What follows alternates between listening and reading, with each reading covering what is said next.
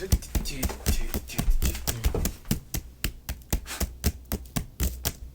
you doing?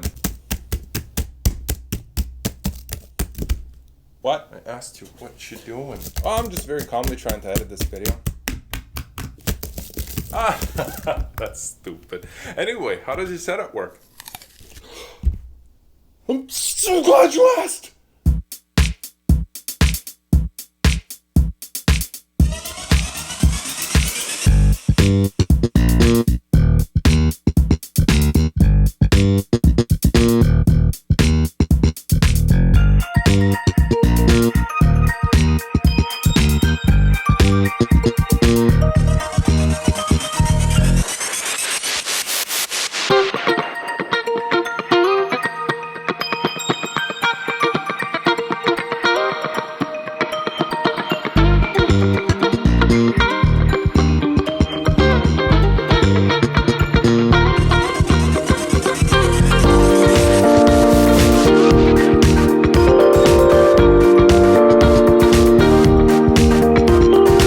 Hey, this is Philip. So I've been performing on Twitch for about 2 years now. And over that period, I've learned so much about live performing and looping as well, that my setup has started to expand. It expanded so much to the spaceship that you see right in front of you here. Now, because this is a question I get most of the time on my stream, I thought I'd make a quick video explaining why these guys are all here and why my setup is set up the way that it is set up.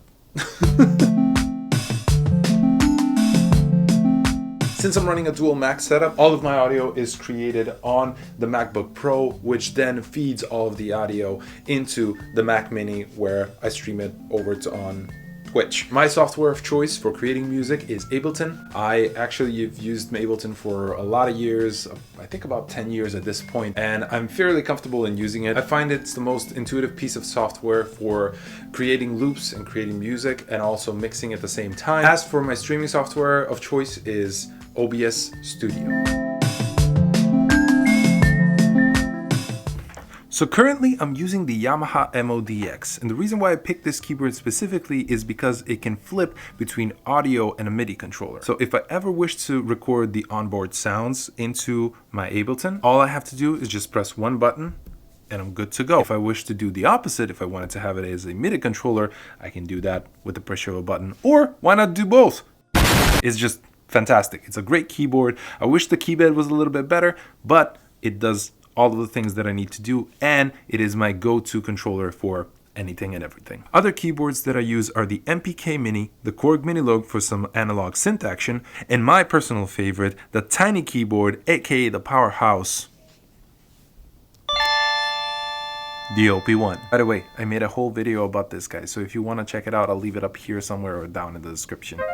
Now for guitars, I have the PRS John Mayer Silver Sky, which is my go-to instrument when it comes to electric guitar, and my Taylor 314V for anything acoustic. I do have other guitars as well, such as the Epiphone Dot and the Fender American Strat, which gives me options if I need a particular sound for a particular song. Now keep in mind, all of this is something that I managed to accumulate over years of working. If you look back only 4 years ago, I only had an acoustic electric guitar that was something like $200, and that allowed me to create music and also perform on live gigs, so I can later on invest in my gear, improve, and get better at my craft. All right, let's talk about some interfaces now. All the instruments that I've shown here need to be connected to your computer somehow if you want the entire thing to work. So when I started out, I had the Focusrite 2i2, which I have to this day, later upgrading to the Apollo Twin X. And because those two only have 2 inputs each, you can tell that it's not enough for all of this. So because I wanted everything to be connected and I didn't want to take too long to set up for a specific thing, I ended up going outside and buying a Focusrite. I ended up buying a Focusrite Scarlett Octo Pre. That is basically an extender that connects to your audio interface that gives you more inputs. So the Apollo and the Focusrite basically connected together feed all of the sound into my MacBook Pro, which then takes all of that signal and sends it over to the Mac Mini for everybody to listen. I feel like I need to have an example here. So let's say I have the keyboard set up and want to record something. Since it's hooked up to the separate track in Ableton, all I need to do is arm that particular track. If, however, I want to keep that flow going and want to record a guitar next, all I have to do is pick up the guitar, arm the track, and I'm good to go. Now, having these guys be connected the way they are can be a little bit overwhelming, and you do need to keep track of what's connected where, but this is why I have this station right here.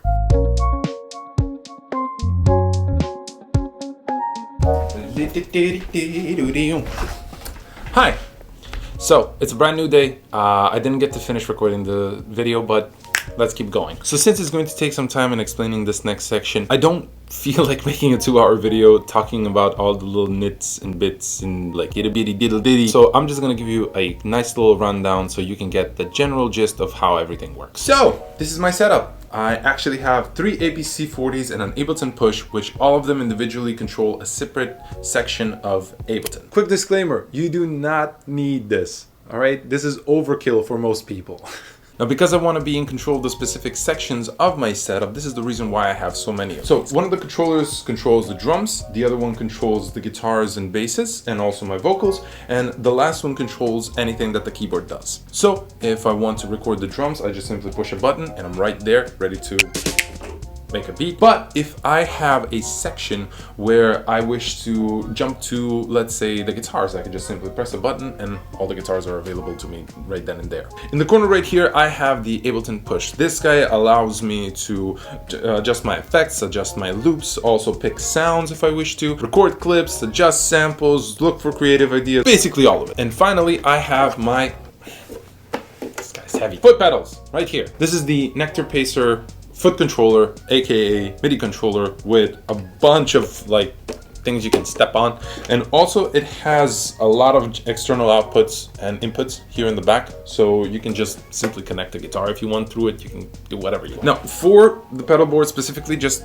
a quick note, I advise you to map out what each of these buttons is going to do. Some of these guys do come with presets already set up for your DAW, but I find them to be not so reliable. So most of the time, I actually just look to just make my own MIDI mapping. On Ableton, it's as simple as pressing Control or Command M, and that will bring up the MIDI mapping view, which then you can just simply highlight which button you want to control and just move the knob or press the button that you want it to be controlled by that, you know, thing. I'm not making sense, am I? And last but not least, my studio monitors are KRK Rocket 6s. These studio monitors are good for the price. I've enjoyed them. I've made music on them for like 6-7 years now. My ear is getting tired of the sound a little bit, and I am noticing some of the problems that they're having, but for the most part, they get the job done. I get to make music, and that's all you need, really. Feel free to join the Discord if you have any questions about your setup or my setup, or if you don't wish to join the Discord, then just simply drop them down in the comment section below. I'll make sure to like answer any and all questions. But that's basically my entire setup. This actually helps me stay as creative as possible. It allows me to work on anything and everything that I want. It's just a simple flow that I've found works best for me and also for streaming.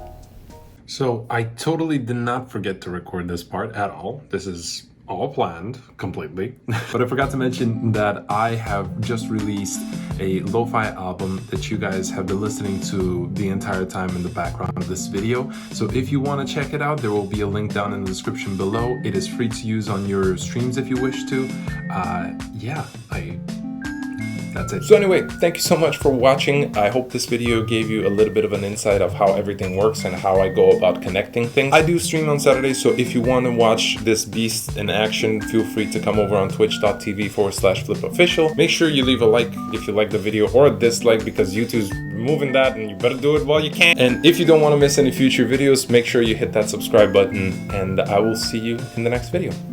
See you, friends.